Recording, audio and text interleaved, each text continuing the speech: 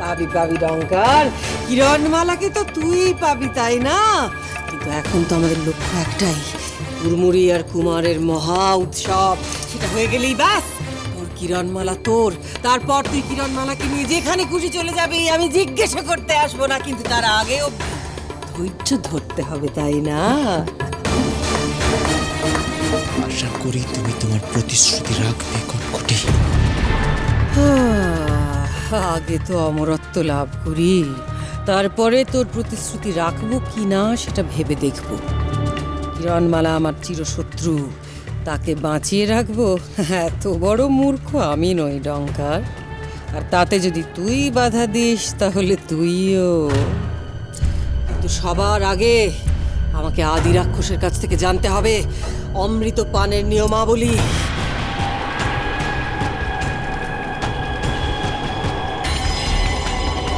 হে আদি রাক্ষস, রাক্ষস শ্রেষ্ঠ, আমাদের দেখা দিন।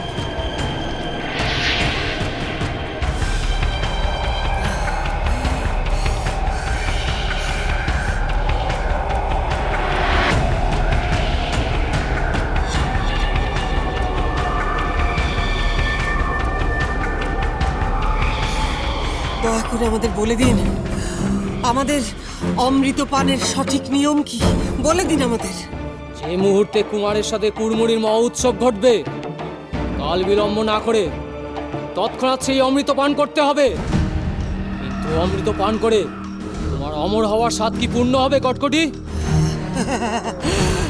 এখন তো আর কোনো বাধাই নেই, তোমারও এখন রাক্ষস হয়ে গেছে।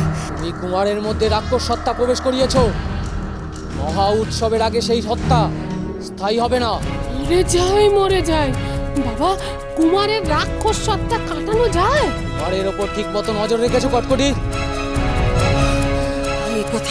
এই কথা আপনি কেন বলছেন? কিরণমালা কিন্তু আপ্রাণ চেষ্টা করছে কুমারের রাক্ষস সত্তা কাটিয়ে মনুষ্য সত্তা ফিরিয়ে আনার।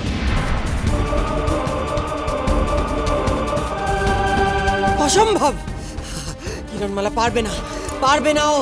আমি কুমারের মধ্যে এক ভয়ঙ্কর রাক্ষস সত্তা প্রবেশ করিয়েছি। কিরণমালা যদি কোন রকম চেষ্টা করে তাহলে কুমার নিজেই বাধা দেবে।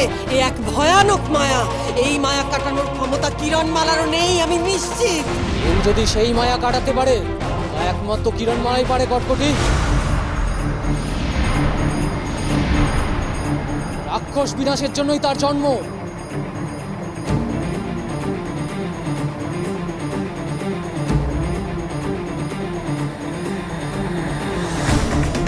কথা ভুলে যেও না, সে বুঝে গেছে তার স্পর্শে কুমারের রাক্ষস সত্তায় পরিবর্তন ঘটছে।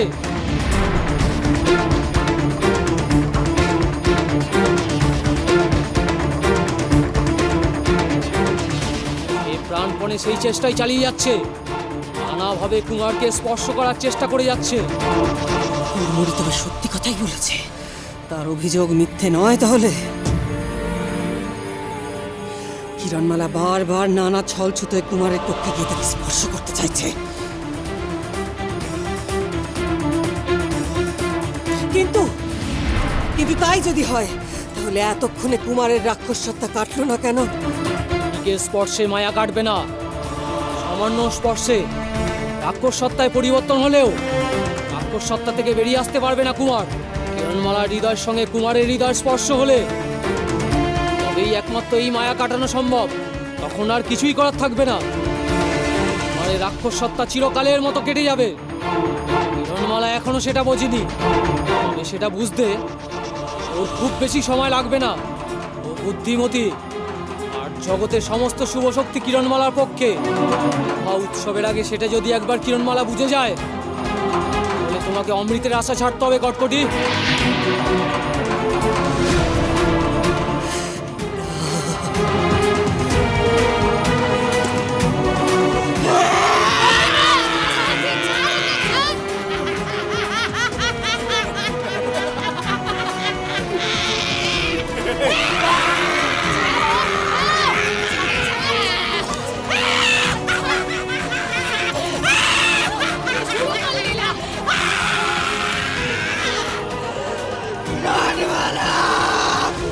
শুনে রাখ, তোর কাছে আমি হার মানবো না।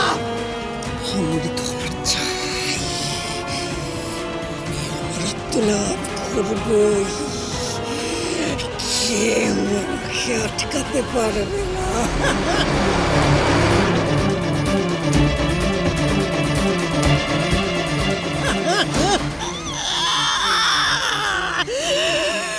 জন্মালা,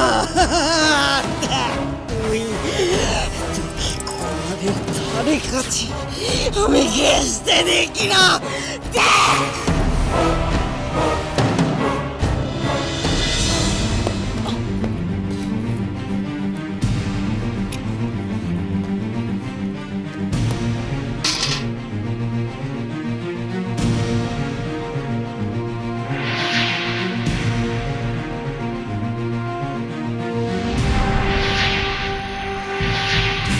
আমাকে তুমি শেষ করতে পারবে না।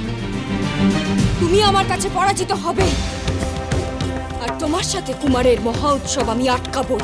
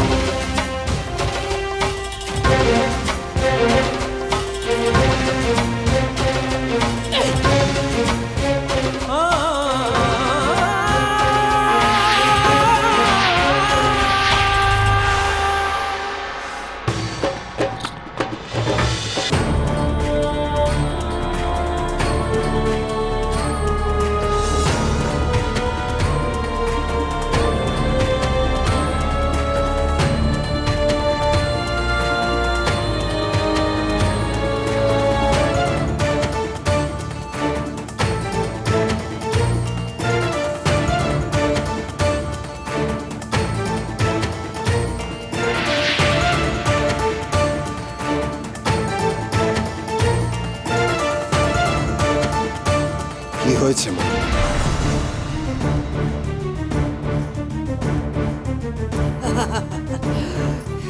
কিছু হয়নি বাবা, ওই দাসী। ওই দাসী পদার্থ একটা, কোনো কাজ ঠিক মতো করতে পারে না।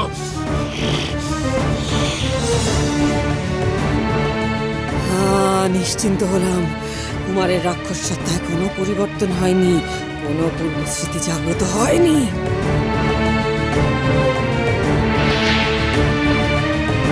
কুমার, দণ্ড ধরো। দাসী কিরণমালা যদি কোন রকম বিরক্ত করে তাহলে এই দণ্ড দিয়ে তুমি শাসন করবে। ওকে ধরো। যথাজ্ঞা।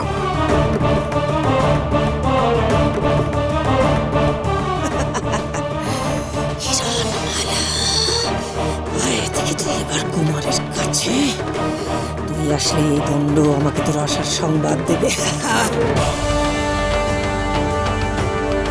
কুমারের মধ্যে যদি কোনো পরিবর্তন আনিস, আমার এই মায়াদণ্ড স্পর্শ করা মাত্রই কুমারের রাক্ষস সত্তা আবার আবার জেগে উঠবে।